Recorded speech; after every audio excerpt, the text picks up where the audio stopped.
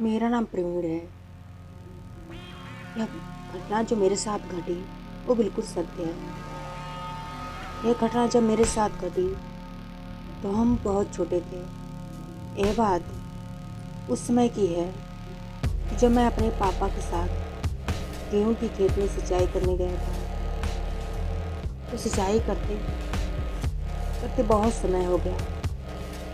गेहूं की सिंचाई करने में सुबह से ही रात हो गई। तो ठंड का मौसम भी था, दिसंबर की रात भी थी। सबको भूख लगी थी, सब थक भी गए थे। तो पापा ने कहा तुम घर जाओ और हमारे लिए चाय और कुछ खाने के लिए भी लेकर आना, जिससे हमें राहत मिलेगी। मैंने कहा ठीक है और मैं घर के लिए चल दिया। रास्ते में जब मैं जा रहा था तो समय सिर्फ 9 ही बजे थे, परंतु कोहरा अधिक होने के कारण एकदम सन्नाटा था। मैं अभी बीच ही रास्ते पर पहुंचा था कि अचानक किसी ने मुझे आवाज़ दिया, मोटी और भरी आवाज़ में, कभी कभी तो पिटलाने की भी आवाज़ में। उसने कहा रुक जा, कहाँ जा रहा है, हम भी तेरे साथ चलेंगे।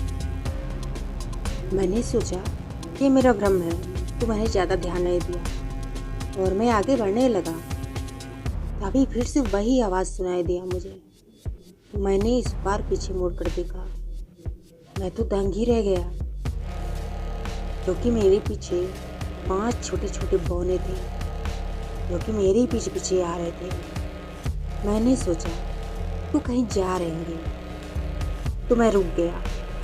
मैंने उनसे पूछा कि आप लोग कहाँ जा रहे हैं। वे लोग भी रुक गए और तुतलाने की आवाज़ में बोलने लगे कि हम भी तेरे साथ चलेंगे, तू हमें पसंद आ गया है। और ये कहकर वे हंसने लगे, मेरे और करीब आने लगे। वो मुझे पकड़ने के लिए ही आ रहे थे। मैं समझ नहीं पा रहा था कि सब क्या चल रहा है। तो मैंने कहा तुम लोग दूर ही रहो, मेरे पास मत आओ। तुम लोग कौन हो और मैं तुम लोगों को नहीं जानता हूँ, मेरे पीछे पीछे क्यों आ रहे हो। वे बोले कि हम 5 भाई थे, हम छोटे छोटे थे। हम यहीं एक पेड़ के नीचे खेल रहे थे कि इतनी तेज आंधी आई कि हम भाग ही नहीं पाए। तभी पेड़ हम पर धड़ाम से गिर पड़ा और हम मर गए। तभी से हम 5 बच्चों को नहीं छोड़ते हैं। खासकर रात में अगर कोई बच्चा निकलता है तो उसे बिल्कुल ही नहीं छोड़ते। अब हम बौने भूत हो गए हैं। इतना सुनते ही मेरे तो होश ही उड़ गए और मैं तेजी से भागा। कुछ देर तक तो वो मुझे दौड़ाते रहे। वैसे तो मैं पीछे मुड़कर नहीं देखा था, फिर भी उनके दौड़ने की आवाज़ साफ साफ सुनाई दे रहा था। परंतु जब मेरा गांव नज़दीक आ गया तो गायब हो गए थे। ऐसा मुझे लगा क्योंकि उनकी दौड़ने की आवाज़ अब बंद हो गई थी। मैं अपने घर गया तो सारी बातें बताई सबको। तो घर वालों ने मुझे चाय नाश्ता ले जाने के लिए मना कर दिया और 4 लोग इकट्ठे होकर सारी खाने की चीज़ें लेकर खेत पर ही गए। सुबह मुझे बहुत ही बुखार हो गया था, लेकिन भगवान की दया से उन भूतों के चक्कर से मैं बच गया। ये बड़ी बात है मेरे लिए। दोस्तों, दूसरी कहानी जो मैं आप लोगों को बताने जा रही हूँ वो मेरे नाना जी के बचपन के दोस्त की है।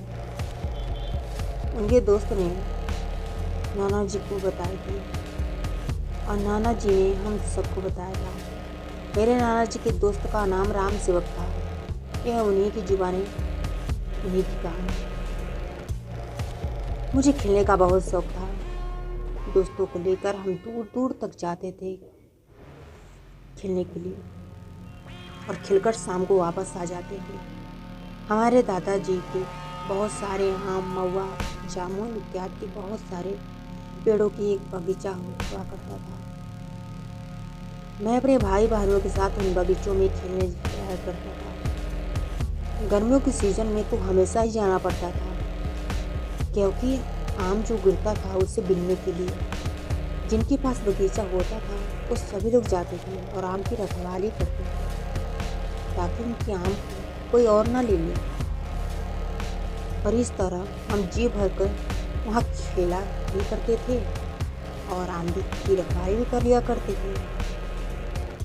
इस तरह हमारा दोनों भी काम हुआ। जब एक दिन मैं दोपहर को बहुत सारे आम इकट्ठा करके रख लिया और सोचा कि घर पर ले जाऊं। तब उसी समय एक पौना आया, न जाने कहाँ से वो मेरे पास आया। तब इसने कहा कि तुम रखवाली करो और आम को मुझे दे दो, मैं तुम्हारे घर पहुंचा दूंगा। तो मैंने कहा, भाई क्या तुम मुझे जानते हो? मैं तो तुम्हें नहीं जानता हूँ और ना ही इसके पहले तुम्हें कभी देखा है। तब उसने कहा, तुम मुझे नहीं जानते हो पर मैं तुम्हें जानता हूँ। मेरे दादाजी तुम्हारे दादाजी को अच्छी तरह से जानते हैं, इसलिए वो जिक्र भी करते रहते हैं। उनके बताने पे मैं तुम्हारा घर जानता हूँ। और बोला, तो वापस आने पर तुम मेरे साथ खेलोगी ना? खेलने की बात सुनकर मैं तो खुशी हो गया। सोचा चलो मेरा 2 काम हो जाएगा, मेरा आम भी मेरे घर पहुंच जाएगा और मैं अच्छी तरह से खेल भी लूँगा। सिर्फ 5 ही मिनट हुए होंगे तो वापस आ गया। मैं तो आश्चर्य में पड़ गया। मुझे समझ नहीं आ रहा था कि ऐसा कैसे हुआ। मुझे तो जाने में 20-25 मिनट तक लग जाते क्योंकि मेरा घर दूर है। तो 5 मिनट में ही कोई पहुंच जाए तो आश्चर्य तो होगा ही ना। परंतु मैंने अपने बालपन की वजह से मैंने ज़्यादा ध्यान नहीं दिया और उसके साथ खेलने के लिए तैयार हो गया। मैं उसके साथ खूब खेला। फिर जब मेरे दोस्त मेरे पास आने लगे तो वह बहाना करके भाग गया। मुझे नहीं समझ में आया तो क्यों भागा। अब तो रोज का ही यह चलता रहा, यही काम। वो मेरे इकट्ठे आमों को ले जाता और मेरे साथ वापस आकर खेलता और मेरे दोस्तों को देखकर भाग जाता। एक दिन मेरे दादाजी ने कहा कि कुछ दिनों से तुम आम की रखवाली ठीक से नहीं करते हो। कहाँ जाते हो? घर पर आम भी नहीं लेकर आते। क्यों, कोई और बनकर लेकर चला जा रहा है क्या हमारे आमों को? घर से तो सुबह से ही निकल जाता है और आता भी शाम को है। तो ऐसे में तू आम की रखवाली करने जाता है बगीचे में या कहीं और जाता है? मुझे बता, आखिर तू कहाँ जाता है? ऐसा क्यों हो रहा है?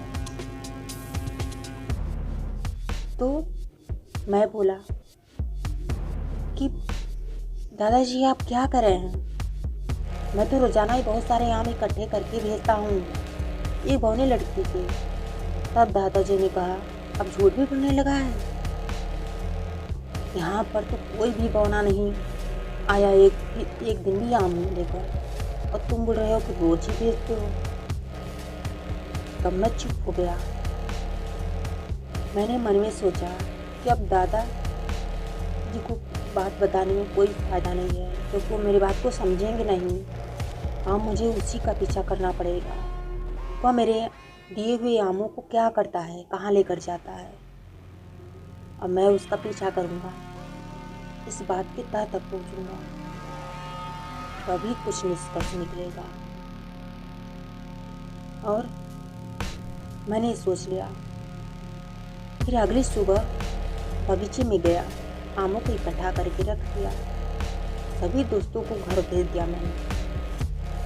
मैंने उनसे कहा कि तुम लोग खा पी कर बड़े आराम से आना, तब तक मैं तुम्हारी आमों की रखवाली भी कर लूँगा। फिर वे सब अपने अपने घर चले गए। मैं जानता था कि मुझे अकेला देखकर वह जरूर आएगा। हुआ भी कुछ ऐसा है। वह आया, मुझसे आम की टोकरी ले ली और बोला, रोज की तरह तुम्हारे घर पहुंचा दूंगा। मैंने कहा ठीक है। मैंने उसे वह आम की टोकरी दे दी और वह ले जाकर वह आराम से जाने लगा।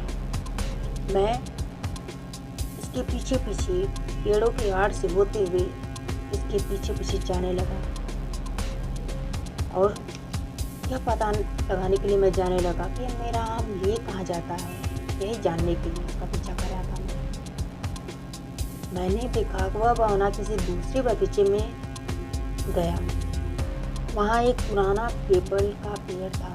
उस पेड़ में एक खोखला था, गुफा टाइप का। उसी पेड़ के उस खोखले में ले जाकर उस आम की टोकरी को रख दिया। उससे भी अजीब बात यह थी कि जब वह पेड़ पर चढ़ रहा था उस समय उसका रूप बदल गया था। वह बड़ा ही भयानक हो गया था। उसके हाथों, पैरों और चेहरों पर बड़े बड़े बाल आ गए थे। वो उस छोटे से खोखले में बड़े आराम से घुस गया, मानो कोई बड़े से गुफा में छोटा सा जानवर बड़ी आसानी से घुस गया था। कोई समझ ही नहीं आ रहा था मुझे कि ये क्या है, ऐसा क्यों कर रहा है और इसका रूप क्यों बदल रहा है। फिर भी मुझे धीरे धीरे अब समझ में आ गया था, क्योंकि उसका बदलता रूप जो मैंने देख लिया था। वह वापस आया, उसके हाथ खाली थे। वह हंस भी रहा था, बनावटी हंसी था, तेज तेज स्वर में। फिर नीचे आया, तब उसने फिर से वही बौने वाला रूप बना लिया और शायद रोज की तरह मेरे बगीचे में मेरे पास आ रहा था। मैं यह सब एक पेड़ के आड़ में छुप कर देख रहा था। मैंने सोचा, अब मैं क्या करूं, मैं तो बुरा फंस गया। क्या मुझे वहाँ नहीं देखेगा तो क्या होगा, क्या करेगा यह मेरे साथ। यह सोच कर मैं डर गया। मैं उसी वक्त अपने घर चला जाना चाहता था, मगर बहुत दूर निकल आया था। इस कारण मैं रास्ता भी अपने घर से भूल गया था, क्योंकि दूसरा रास्ता था। फिर मैंने सोचा, आज मिल लेता हूँ सामान्य ढंग से, कि जैसे मैं कुछ जानता ही नहीं। फिर मैंने दूसरे रास्ते से दौड़ता हुआ जल्दी से अपने बागीचे में आ गया, ताकि वो मुझे देख ना ले। मैंने देखा कि वह मेरा पहले से इंतजार कर रहा था। मैंने कुछ दूरी पे एक पेड़ के नीचे कुछ रेखा बनाकर धरती पर लकड़ी से खेलने का नाटक करने लगा, ताकि उसे शक ना हो कि मैं कहीं गया था। कुछ क्षण बाद उसकी नज़र मेरे पर पड़ी। उसने कहा, कहाँ गए थे? कब से मैं तुम्हारा इंतजार कर रहा था और तुम यहाँ पर खेल रहे हो। मैंने कहा कि हाँ, मैं सोचा कि थोड़ा जगह बदल लूँ, बोर हो गया था ना एक ही जगह खेलते खेलते, इसलिए मैं यहाँ खेल रहा हूँ। उसने कहा, चलो अब मेरे साथ खेलो। मैं तो मन ही मन अपने दोस्तों को याद कर रहा था, तो जल्दी से आ जाए, क्योंकि मुझे बहुत ही डर लग रहा था। तभी उसने कहा, मैंने कहा खेलो मेरे साथ। तो मैंने कहा कि मैं सोच रहा हूँ कि तुम्हें अपने दोस्तों से मिलवा दूँ, उनके साथ जब खेलोगे तो तुम्हें बहुत मज़ा आ गया। ये सुनकर वो चिढ़ गया। उसने कहा, नहीं, मुझे सिर्फ तुम्हारे साथ खेलना है और तुम मुझे बातें बना रहे हो, बहाना क्यों कर रहे हो। चलो अभी खेलो मेरे साथ। उसने क्रोध भरी आवाज़ में मुझसे कहा था। मैंने कहा, कोई बात नहीं, ठीक है, तुम्हारी जो मर्जी हो वही करो। तभी मेरे दोस्त आ गए। उनको देखते ही मैं तो खुश हो गया, परंतु वह बौना भूत भागने लगा और पीछे मेरी तरफ गुस्से भरी नजरों से देखा और हवा बनकर मेरे नजदीक आकर मेरे कानों में कुछ कहा। बोला, अगर खैरियत चाहते हो तो मेरे बारे में किसी को मत बताना, क्योंकि मैं जानता हूँ कि तुम मेरा पीछा कर रहे थे और मेरी असलियत जान गए हो। अभी तो तुम्हारे आम को उड़ाया है, कल को तुम ही ना उड़ा ले जाना। क्यों, ठीक कहा ना मैंने? यह कहकर वह बहुत जोर से हंसा और न जाने कहाँ गायब हो गया। मैं बहुत डर गया था। उस बगीचे में हवा भी बहुत जोर जोर से चढ़ रही थी, फिर भी मेरे तन पे पूरे पसीने थे। मैं पसीने से भीग गया था क्योंकि मैं बहुत काफ़ी डर गया था। मेरे दोस्तों ने ये सब देखा तो उन्होंने मुझसे पूछा, क्या बात है, आज तुम बहुत ही परेशान लग रहे हो, क्या हुआ, तुम्हें पसीने की छूट रहे हैं, जबकि हवा तो बहुत ही तेज है। तो मैंने उनसे कुछ नहीं बताया क्योंकि मुझे डर था कि वो छुपकर हमारी बातें सुन ना रहा होगा। तो मैंने उनसे कहा, कुछ नहीं, कोई बात नहीं, ऐसे ही बस। और मैं बूझे मन से उन लोगों के साथ खेलता रहा। मैं उनके साथ खेलकर शाम को घर वापस आया तो दादाजी से सारी बातें बताई। धीरे धीरे मेरी तबीयत बिगड़ने लगी। मैंने तो बिस्तर ही पकड़ लिया। अब वह मेरे सपनों में भी आने लगा था। मैं हर पल डरा रहता। मेरी हालत देखकर मेरे दादाजी मेरे बगल वाले गांव में जिस घर का पता वो गौना ने दिया था वहाँ गए और उस घर में सब गए पता लगाने के लिए। उस घर में एक बूढ़ा था जो बहुत ही जीर्ण अवस्था में था। उससे मेरे दादाजी ने पूछा कि आपके घर में क्या कोई लड़का रहता था? तो उन्होंने बड़ी मुश्किल से बोला। अत्यधिक बूढ़ा होने के कारण उनके मुंह से ठीक आवाज़ नहीं निकल पा रही थी। एक एक शब्द बड़े ही मुश्किल से निकल पा रहे थे। उन्होंने कहा, हाँ, मेरे भाई का एक पोता था, वह अपने बागीचे में आम बीनने गया था। वैसे तो हर रोज़ आम के सीजन में वो आम बीनने जाया करता था। अपना तो सही, वह दूसरों के आम का भी आसानी से वह चोरी कर ले रहा था। हाँ, और दूसरों के बागीचे की आम की भी चोरी कर ले रहा था। सब काम बीन ले रहा था। उसे आम बीनना बहुत पसंद था। तो हम सब रोकते थे, उसके माता पिता भी रोकते थे, ऐसा मत करिए, परंतु नहीं सुनता था, किसी की भी बात नहीं सुनता था। कई बार तो पकड़ा भी गया था, लेकिन वह काम करना कभी नहीं छोड़ा। एक दिन बड़ी जोर की आंधी आई। सभी लोगों के रोकने पर भी वह नहीं माना। वह उसी आंधी में चला गया। उसने सोचा कि ज़्यादा आम मिलेंगे और कोई होगा भी नहीं। फिर उसी तेज आंधी में एक पेड़ गिरा, वह उसी के ऊपर गिरा और वह मर गया। दादाजी ने उनसे मेरे साथ हुई पूरी घटना बताई। उन्होंने बस यही कहा कि मरने के बाद भी उसने अपना काम नहीं छोड़ा और वो चुप हो गए और दादाजी अपने घर चले आए। फिर अगली सुबह को दादाजी ने किसी बड़े सिद्ध बाबा को बुलाया और मुझे दिखाया। तो उन्होंने कोई मंत्र बोलकर मेरे ऊपर फूंक मारी। तब मैं ठीक हो गया, जैसे कुछ हुआ ही नहीं था।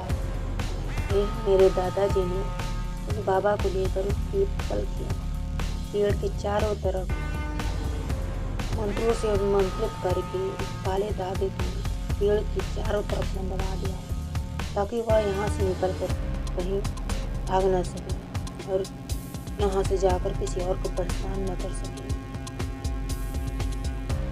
तब से मैं पूरी तरह से ठीक हो गया, परंतु फिर भी आज भी दोपहर को मैं अकेला बागीचा में कभी नहीं जाता था। लेकिन मैं बड़ा हो गया हूँ और उस दिन से तो मैंने बागीचे में जाना छोड़ ही दिया था कई दिनों तक। तो और उसके बाद वो मुझे दिखा भी नहीं। तो ये थी मेरी कहानी दोस्तों।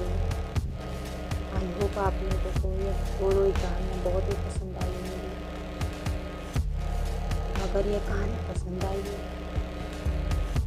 तो हमारे चैनल को लाइक, सब्सक्राइब और शेयर करना मत भूलिए। धन्यवाद। मेरा नाम प्रेम है। यह घटना जो मेरे साथ